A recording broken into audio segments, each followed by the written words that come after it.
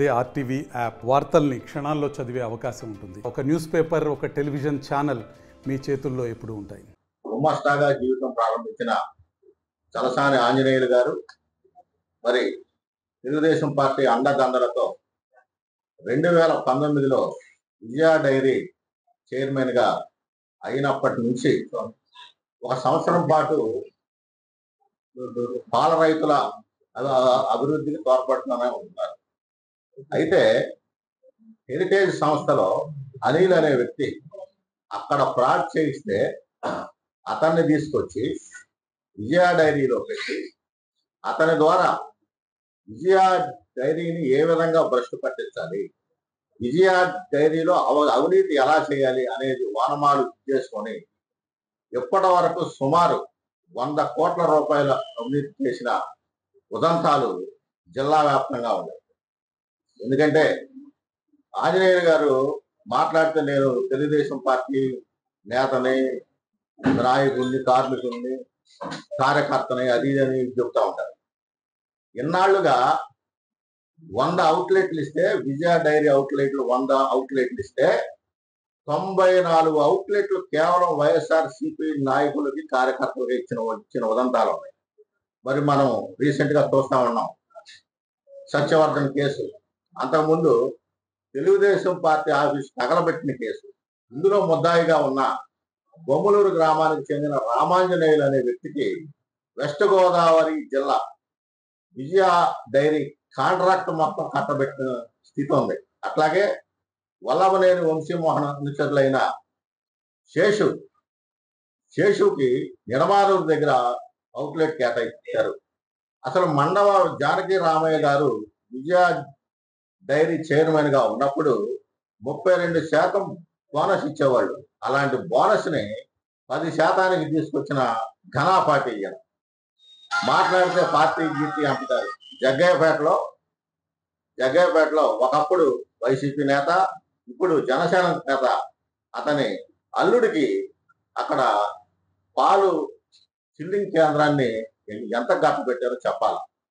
అదే కాకుండా ఈయన అక్రమాల్లో మామూలుగా ఏ నోటిఫికేషన్ అయినా, ఏ ఒక్క పనులున్నా టెండర్ కాల్ పద్ధతి చేస్తారు. మీ అందరికి కూడా తెలిసిందే. అదే విచిత్రం, విజయ డైరీలో ఏ పనులకైనా, దేనికైనా టెండర్ కాల్ పర్ అనేది ఉండదు, టెండర్ నోటిఫికేషన్ అనేది ఉండదు, ఏకపక్షమే అంట. వీరవల్లిలో ప్లాంట్ కట్టారు.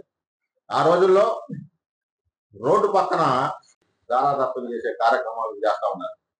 అసలు 100 కోట్ల రూపాయల అవినీతి ఆయన గత ఇన్నాళ్లుగా చైర్మన్ గా ఉండి చేసిన విధానాలు, ఎవిడెన్స్లు అన్నీ ఉన్నాయి.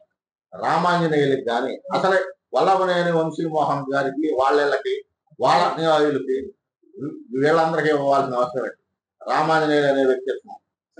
ఇతను సత్యవర్ధన్ కేసులో ముద్దాయి. అలాగే Telugu Desam party Gannavaram Telugu Desam party office దాడి కేసులో కూడా ముద్దాయి. ఆ యొక్క ప్లాంట్ నిర్మాణంలో కూడా ల్యాండ్ కొనటం దగ్గర నుంచి కన్స్ట్రక్షన్ దాకా అనేక అవినీతి కార్యక్రమాలు చేసిన ఘనాపాటి ఆంజనేయులు గారు. ఇప్పుడు మామూలుగా 100 కోట్ల ప్రాజెక్టు ప్లాంట్ కట్టాలి అంటే నేషనల్ డైరీ డెవలప్మెంట్ కార్పొరేషన్ ద్వారా వాళ్ళకి అప్పచెప్తే వాళ్లే చక్కగా ఏమేం కావాలి ఏంటని ట్రాన్స్పరెన్సీతో నాణ్యమైన ప్లాంట్ కట్టి ఇస్తారు. అయితే ఆంజనేయులు గారు ఇట్లాంటి పనులు ఏమి చేయకుండా తన సొంత మనుషులకి, తన బంధువులకి, తన అనుయాయులకి 100 కోట్ల రూపాయల కాంట్రాక్ట్ కట్టబెట్టి ఎంతో అవినీతికి పాల్పడుతున్న వ్యక్తి. అట్లాగే కాకుండా డివిడెంట్లు పంచడంలో కూడా, పాల రైతులకి డివిడెంట్లు పంచడంలో కూడా ఎన్నో అక్రమాలైనవి. ఇవన్నీ చేస్తూనే నేను తెలుగుదేశం పార్టీ అంటారు. గన్నవరం నియోజకవర్గంలో పార్టీ ఆఫీస్ మీద దాడి చేసినప్పుడు నువ్వు ఎక్కడున్నావు? అలాగే భువనేశ్వరమ్మ తిట్టినప్పుడు నువ్వు ఎక్కడున్నావు? చాలా మంది మండల స్థాయి నాయకులు, జిల్లా స్థాయి నాయకులు, నియోజకవర్గ స్థాయి నాయకులు అందరూ యాజిటేషన్లు చేశారు, కేసులు పెట్టుకున్నారుగా. నువ్వు దేంట్లోనన్నా పాల్గొన్నావా? ఇంగుటూరు మండలంలో ఆరుమల్ల కృష్ణారెడ్డి అతని అన్యాయులు, విజయవాడ రూరల్ మండలంలో అక్షయ్ గారు, అలాగే గన్నవరంలో చాలా మంది, వీళ్ళందరూ ఆ రోజు వల్లభనేని వంశీ చేసిన వ్యాఖ్యల పట్ల రోడ్డు మీదకి వచ్చి ఆందోళన చేస్తా ఉన్నారు. వాళ్ళ మీద కేసులు పెట్టారు. నిన్న మొన్న దాకా వాళ్ళు కోర్టు చుట్టూ తిరుగుతా ఉన్నారు. అసలు ఇవన్నీ ఎందుకు? దర్శి జిల్లాకి చెందిన దర్శి నియోజకవర్గం ప్రకాశం జిల్లా బూచేపల్లి శివప్రసాద్ రెడ్డికి పాల చిల్లింగ్ మీరు ఇవ్వడానికి కారణం ఏంటి?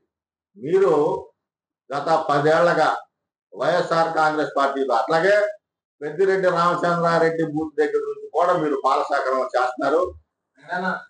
ఇట్లాంటి వ్యక్తులకి వీళ్ళే కాదు, దేశం ఇట్లాంటి వ్యక్తులందరూ కూడా మీరు కోట్ల రూపాయల కాంట్రాక్ట్ పక్కబెట్టాల్సిన అవసరం ఏముంది? వీళ్ళు ఏ పార్టీకి పనిచేశారు? మీరే పార్టీకి పనిచేశారు? మరిన్ని వీడియోస్ కోసం ఛానల్ ని సబ్స్క్రైబ్ చేయండి. లేటెస్ట్ అప్డేట్స్ కోసం వాట్సాప్ ఛానల్ ని ఫాలో అవ్వండి. ఆ లింక్ డిస్క్రిప్షన్ లో ఉంది.